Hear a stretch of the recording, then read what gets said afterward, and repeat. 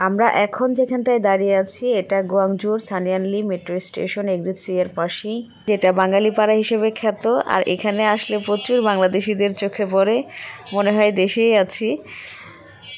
আমি তুষার প্রায় সময়ই আসছি, যে কয়দিন ছিলাম গুয়াংজুতে প্রায় সময়ই সানিয়ালিতে আসা পড়েছে, বিশেষ করে লাঞ্চের জন্য বা অনেক সময় ডিনারের জন্য এসেছি। যদি আশেপাশে থাকি তো সানিয়ালিতে এসে খাওয়া হয়েছে। সানিয়ালিতে বাংলা বেশ কিছু খাবার রেস্টুরেন্ট রয়েছে। রাঁধুনি রেস্টুরেন্টের বেশ নাম, 2টা ব্রাঞ্চ আছে। এর পাশে একটা, এটা নতুন হয়েছে, আর ওই পাশটা তো পুরাতন। এছাড়া ঢাকা রেস্টুরেন্ট, আলনুর, আলবারাকা, এরকম আরও কয়েকটা বাঙালি রেস্টুরেন্ট রয়েছে। আর এটা অতিক্রম করতে একটু সামনে গিয়ে দেখলাম অনেক ফুটপাতে দোকান বসেছে, যেটা আমাদের এই কয়েকদিন চোখে পড়েনি এভাবে।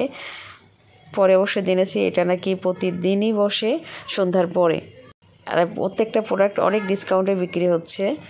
আমি আর তুষারও ঘুরে ঘুরে দেখছিলাম, একদম শেষ মাথা পর্যন্ত গিয়েছি, আবার এসেছি। ও যদিও কিছু কেনা হয়নি, কিন্তু দেখছিলাম আর কি। এখানটায় শু, ক্লথ, ব্যাগস, বিভিন্ন নিত্য প্রয়োজনীয় জিনিসপত্র, সাইকেল, সব ধরনের প্রোডাক্টই কম বেশি ছিল। আমরা অবশ্য প্রোডাক্টের কোয়ালিটি চেক করে দেখছিলাম, বেশ ভালো, সময় আছে, এক্সপায়ারি না আর কি। প্রত্যেকটা প্রোডাক্টের কোয়ালিটি ভালোই। ডিসকাউন্টে অনেক শ্যাম্পু বিক্রি হচ্ছিল, সাবান, বিভিন্ন ক্যাটাগরির চকলেট, আর ঘর সাজানোর বিভিন্ন সামগ্রী, শোপিস, এগুলোও ছিল বেশ সুন্দর।